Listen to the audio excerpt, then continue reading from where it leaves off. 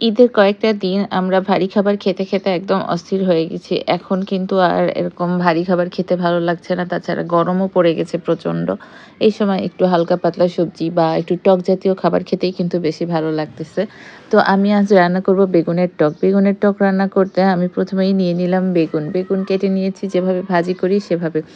এখানে আমার কাছে গোল বেগুন একটা ছিল, লম্বা বেগুন ছিল।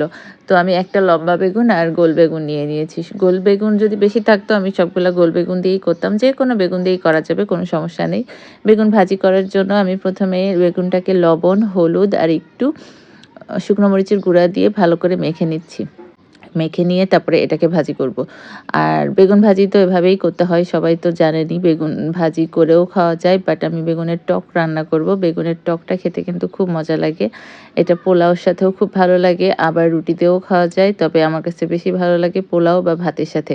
আমি তো যখন মন চায় একটু কিছু খেতে না ইচ্ছা করলেই এই বেগুনের টকটা করে খেয়ে ফেলি।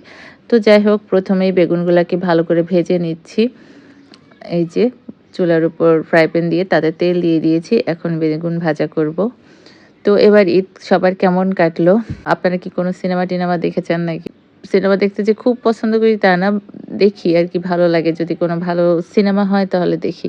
এবার দেখলাম 'দাগি' সিনেমাটা।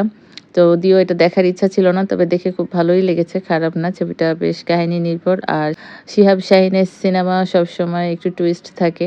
তো ভালোই লাগলো, খারাপ লাগলো না দেখতে। ১ম এ মনে হচ্ছিল ওই কাহিনী এটা হবে, কিন্তু পরে যেয়ে দেখতেছি আরেকটা। মানে অদ্ভুত টাইপের, সিনেমাটা ভালো লাগছে। যাই হোক, কথা বলতে, বলতে আমার বেগুন ভাজি এক পাশ হয়ে গেছে, আরেক পাশ উল্টে দিলাম।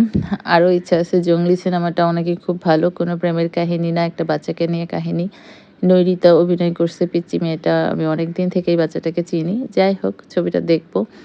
ইনশাআল্লাহ দেখি, সময় সুযোগ হলেই দেখব। এই তো কথা বলতে, বলতে আমার বেগুন ভাজি হয়ে গেছে। আর ভালো, ভালো সিনেমা দেখবেন। তাহলে ওই পরিচালক বা দেশের সবাই, মানে যারা সিনেমা বানায় তারা ভালো সিনেমাটাই বানাবে। আর যদি খারাপ সিনেমা দেখে খারাপ সিনেমাটাকে বেশি উৎসাহিত করেন তাহলে তো খারাপই বানাবে। আসলে দর্শকের হাতেই সবকিছু। দর্শক যদি খারাপ ছবি একবার দেখা বন্ধ করে তাহলে কিন্তু আর কেউ বানাবে না। যাই হোক, বেগুনগুলা সব ভাজি করা হয়ে গেছে। এখন আমি টক বানানোর জন্য ওই তেলের মধ্যেই একটু পেঁয়াজ দিয়ে দিলাম। আর বেশি তেল দেওয়ার দরকার নেই, কারণ আমি ১ম এই বেগুন ভাজিতে একটু বেশি করে তেল দিয়েছি। আর যদি মনে হয় একটু দেয়া লাগবে, সামান্য একটু দিয়ে দিবেন। পেঁয়াজ দিয়ে তারপর পেঁয়াজটা একটু নাড়াচাড়া করে এর মধ্যে দিয়ে দিচ্ছি পাঁচফোড়ন। পাঁচফোড়নটা অবশ্যই দিবেন, তাহলে কিন্তু এটার ফ্লেভার খুবই সুন্দর হয়। তারপর দিয়ে দিচ্ছি একটু লবণ। কারণ এটা একটু মাখা, মাখা হবে। বেগুন ভাজিতে লবণ দিয়েছি, এজন্য এখানে খুব বেশি লবণ দিব না। আর এখানে দিব একটু সামান্য আদা বাটা আর রসুন বাটা। এক্কেবারে মানে খুবই সামান্য, ১/২ চা চামচ করে দিবেন, বেশি না। তারপরে দিলাম সামান্য একটু হলুদের গুঁড়া আর একটু মরিচের গুঁড়া। আর খুবই সামান্য একটু জিরার গুঁড়া। এগুলো দিয়ে মসলাটাকে একটু পানি দিয়ে ভালো মতো কষিয়ে নেব। এই যে একটু নেড়ে-চেড়ে খুব ভালো মতো পানি দিয়ে কষিয়ে নিব। কষিয়ে নেয়ার পরে আমি এখানে দিয়ে দিব তেঁতুলের টকটা। তেঁতুলটা আগেই আমার যেহেতু ফ্রিজে ছিল, বের করে ভিজিয়ে রেখেছিলাম। যেকোনো তেঁতুল নিলেই ভিজিয়ে রাখবেন। ভিজিয়ে রাখার পরে তেঁতুলটা যখন অনেকটা সময় হয়ে যাবে, ধরেন ১৫ থেকে ২০ মিনিট ভিজিয়ে রাখলেই হয়। তারপরে হাত দিয়ে ভালো করে চিপে নিলে এটার কাতটা বের হয়ে যাবে। তো মসলাটা আগে কষে নিক, তারপরে আমি তেঁতুলের কাতটা দিব। এই যে মসলাটা কষে গেছে। আবার চুলার জালটা কম ছিল। বেশ সময় নিয়ে কাজ করেছি। কিন্তু দেখে বোঝা যাচ্ছে না। কারণ হচ্ছে ওই যে বললাম না, গ্যাস কম ছিল, তখন চলে গেছে। আবার গ্যাসের সমস্যা শুরু হয়ে গেছে। এই যে তেঁতুলের কাতটা দিয়ে দিলাম। বাটিটা ধুয়ে আরেকটু পানি দিয়ে দিচ্ছি। এটা কিন্তু খুব বেশি পানি, পানি ঝোলও হবে না। আবার একদম শুধু বেগুন হয়ে যাবে না। এটা হবে একদম মাখা, মাখা। কারণ এই ঝোলটা আর বেগুনটা দিয়ে খেতেই বেশি ভালো লাগে। এই যে এটা এখন ভালো মতো কষানো হয়ে গেলে ঢাকনা দিয়ে দেখবেন একটু ঘন হয়ে আসছে। এই যে হয়ে গেছে।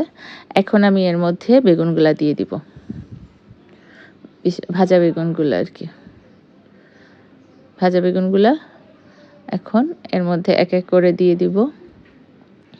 আর বেগুনে অনেকের অ্যালার্জি হয়। যাদের অ্যালার্জি হয় তারা খাবেন না। আমারও অ্যালার্জি হয়, কিন্তু খুব বেশি হয় না।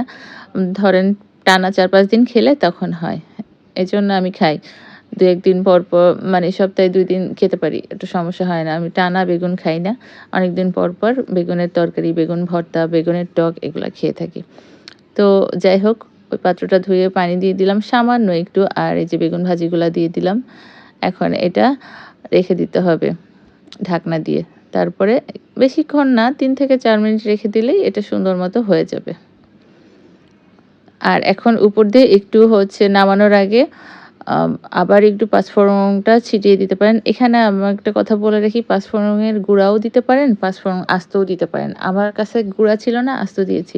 যেকোনোটা দিলেই হবে। কারণ এটার ফ্লেভারটাই খুব সুন্দর করে, এটার জন্যই দেয়া। আর আমি এই রান্না করার সময় নামানোর সময় দিতে ভুলে গিয়েছি। তারপরে নামানোর পরে বাটির উপরে হালকা করে ছিটিয়ে দিয়েছি। না ছিটালেও সমস্যা নেই যেহেতু ১ম এ দিয়েছি। আর এই যে এখন দিয়ে দিচ্ছি নামানোর আগ দিয়ে একটু চিনি। চিনিটা অবশ্যই দিবেন, তাহলে কিন্তু বেগুনটা টকটা খেতে বেশি ভালো লাগবে। আর দিয়ে দিচ্ছি টালা মরিচের গুঁড়া, শুকনা মরিচের টালা যে গুঁড়াটা থাকে ওইটা। তাহলে একটু ঝাল, ঝাল ভাবটা একটু বেশি, বেশি লাগবে। টক, ঝাল, মিষ্টি ভাব হবে না। যদিও চিনি দেয়া, তারপরেও অত মিষ্টি ভাব হবে না। আর একটু টক, টক, ঝাল, ঝাল ভাতের সাথে বা পোলাওর সাথে খেতে সেই মজা লাগবে।